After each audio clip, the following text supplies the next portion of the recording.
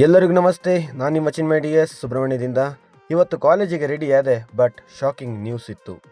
ಕಾಲೇಜಿಗೆ ಹೋಗೋಕ್ಕಿಂತ ಮುಂಚೆನೇ ಸ್ವಲ್ಪ ಆಫ್ ರೋಡ್ ಮಾಡಿದೆ. ಎಕ್ಸ್ಪಲ್ಸ್ ಬೈಕ್ ಅಲ್ವಾ, ಯಾವಾಗಲೂ ಹೋಗುವ ಹಾಗೆ ಇವತ್ತು ಕೂಡ ಕಾಲೇಜಿಗೆ ಬೈಕಲ್ಲೇ ಹೋಗ್ತಾ ಇದ್ದೆ. ಬಟ್ ಇವತ್ತು ಕಾಲೇಜಿಗೆ ಹೋಗೋಕ್ಕಿಂತ ಮುಂಚೆನೇ ಸ್ವಲ್ಪ ಭಯ ಆಗ್ತಿತ್ತು. ಆಗ್ತಾ ಇರುವಂಥ ಭಯವನ್ನು ದೂರ ಮಾಡಪ್ಪ ಅಂತ ಕೇಳಲಿಕ್ಕೆ ನಾನು ಹೋಗಿದ್ದೆ ಆಂಜನೇಯ ಗುಡಿಗೆ. ಆಂಜನೇಯ ದೇವರ ಆಶೀರ್ವಾದ ಪಡೆದು ಕಾಲೇಜಿಗೆ ಬಂದು ಬೈಕನ್ನು ಪಾರ್ಕ್ ಮಾಡಿ ನಾನು ಸೀದಾ ಹೋದದ್ದೇ ಬೇಕರಿಗೆ ಜ್ಯೂಸ್ ಕುಡಿಲಿಕ್ಕೆ. ನಾಳೆ ನಮಗೆ ಇಂಟರ್ನಲ್ ಎಕ್ಸಾಮ್ ಉಂಟು ಆಯ್ತಾ, ಅದಕ್ಕೆ ನಮ್ಮನ್ನು ಮಧ್ಯಾಹ್ನನೇ ಮನೆಗೆ ಓದಲಿ ಅಂತ ಬಿಟ್ಟರು. ಹಾಗೆ ಭಯ ಏನು ಅಂತ ಹೇಳಿದರೆ, ಇವತ್ತು ನಮ್ಮ ಫಸ್ಟ್ ಸೆಮ್ಮಿನ ರಿಸಲ್ಟ್ ಏನಾಗ್ತದೋ ದೇವರೇ ಅಂತ ವಾಪಸ್ ಜ್ಯೂಸ್ ಕುಡಿಲಿಕ್ಕೆ ಬೇಕರಿಗೆ ಬಂದೆ. ಎಂತ ಗೊತ್ತುಂಟ, ನಾವೆಲ್ಲ ರಿಸಲ್ಟ್ ಅಂತೇಳಿ ಭಯ ಪಡ್ತಿದ್ರೆ ನಮ್ಮ ಅಣ್ಣ ಕಾರ್ತಿಕೇಯ ಮಾತ್ರ ಕೂಲಾಗಿ ಜ್ಯೂಸ್ ಕುಡ್ಕೊಂಡು ಮೊಬೈಲ್ ನೋಡ್ತಿದ್ದ. ರಿಸಲ್ಟ್ ಅನೌನ್ಸ್ ಆಯಿತು, ಆದರೆ ಭಯ ಇತ್ತಲ್ವಾ. ಮತ್ತೆ ವಾಪಸ್ ನಾವು ಹೋದದ್ದೇ ನಮ್ಮ ಅಜ್ಜನ ಗುಡಿಗೆ.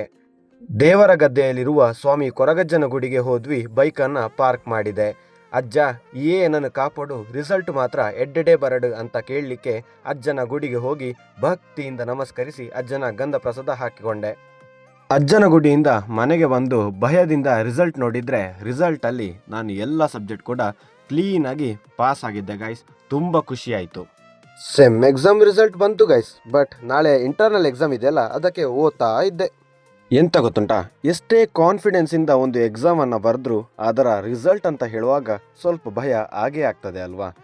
ಇವತ್ತಿನ ವ್ಲಾಗ್ ಇಷ್ಟೇ ಗೈಸ್. ಇನ್ನು ನಾಳೆ ಇಂಟರ್ನಲ್ ಎಕ್ಸಾಮ್ ಇರೋದ್ರಿಂದ ಸ್ವಲ್ಪ ಓದಬೇಕು. ಇಷ್ಟ ಆದರೆ ಲೈಕ್ ಮಾಡಿ, ಕಮೆಂಟ್ ಮಾಡಿ, ಶೇರ್ ಮಾಡಿ. Thank you.